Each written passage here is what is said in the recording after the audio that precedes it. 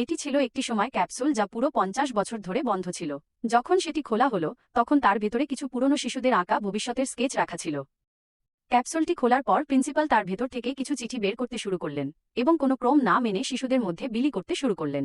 শিশুরা যেই তাদের চিঠিগুলো খুলল, কেউ পেল রকেটের নকশা, কেউ পেল নতুন প্রযুক্তির ধারণা, আর কেউ দেখল উড়ন্ত গাড়ির ডিজাইন। কিন্তু যখন কসলার নামের একটি ছেলে তার চিঠিটি খুলল, তখন তার মধ্যে সে শুধু কিছু অদ্ভুত সংখ্যা দেখতে পেল। সে বুঝতে পারল না এর অর্থ কি। সে সেই কাগজটি নিয়ে বাড়ি গেল এবং তার বাবাকে দেখালো।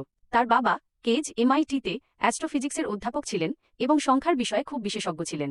তিনি তার ছেলেকে সাহায্য করার জন্য সেই চিঠিটি মনোযোগ দিয়ে পড়তে শুরু করলেন। তিনি সমস্ত সংখ্যা বোর্ডে লিখলেন এবং বিভিন্ন উপায়ে সেগুলোর বিশ্লেষণ করতে লাগলেন। শুরুতে কিছু বোঝা গেল না, কিন্তু ধীরে ধীরে একটি তারিখ স্পষ্ট হয়ে সামনে এলো, 11 সেপ্টেম্বর। কেজের কাছে এটা খুব অদ্ভুত লাগল, তাই তিনি সঙ্গে সঙ্গে অনলাইনে অনুসন্ধান করলেন। আর যেই তিনি দেখলেন, তিনি কেঁপে উঠলেন। 11 সেপ্টেম্বর 2001, যেদিন দেশে সন্ত্রাসী হামলা হয়েছিল। এবং শুধু তারিখই নয়, সেই দিন যতজন মারা গিয়েছিল সেই সঠিক সংখ্যাটিও সেই কাগজে লেখা ছিল। কিন্তু এটা কিভাবে সম্ভব?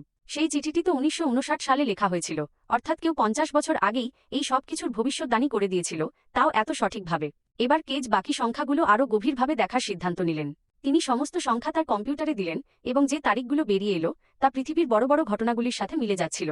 ভূমিকম্প, দুর্ঘটনা, হামলা, সবকিছু একদম ঠিক, এমনকি হতাহতের সংখ্যা পর্যন্ত।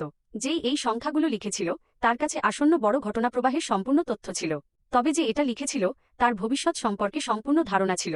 তবে কিছু সংখ্যা কেজের জন্য তখনও রহস্য ছিল। পরের দিন তিনি তার এক সহকর্মীকে সবকিছু বললেন এবং তাকে সতর্ক করলেন।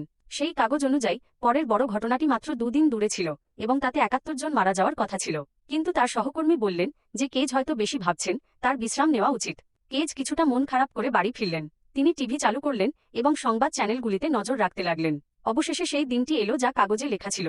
কিন্তু পুরো দিন পেরিয়ে গেল এবং কোনো বড় ঘটনা ঘটল না। বাইরে বৃষ্টি হচ্ছিল। কেজ তার ছেলেকে স্কুল থেকে আনতে বেরোলেন। রাস্তায় প্রচণ্ড ট্রাফিক ছিল এবং গাড়িগুলো ধীরে ধীরে চলছিল। তিনি তার সহকর্মীকে ফোন করে বললেন, হয়তো আমি সত্যিই বেশি ভাবছিলাম, এগুলো কেবলই কিছু অর্থহীন সংখ্যা ছিল। কিন্তু তখনই তার নজর তার গাড়ির নেভিগেশন স্ক্রিনের দিকে পড়ল। স্ক্রিনে অক্ষাংশ এবং দ্রাঘিমাংশ দেখা যাচ্ছিল। হঠাৎ তার সেই বাকি সংখ্যাগুলোর কথা মনে পড়ল যা তিনি আগে বুঝতে পারেননি। তিনি সঙ্গে সঙ্গে সেগুলোর মিল করলেন এবং সবকিছু পরিষ্কার হয়ে গেল। সেই সংখ্যাগুলো আসলে ভৌগোলিক স্থানাঙ্ক ছিল এবং সেই অবস্থানটি ছিল ঠিক যেখানে তিনি এই মুহূর্তে ট্রাফিকের মধ্যে আটকে আছেন। অর্থাৎ আজকের যে বিপর্যয়ের কথা লেখা ছিল তা এখানেই ঘটতে চলেছে।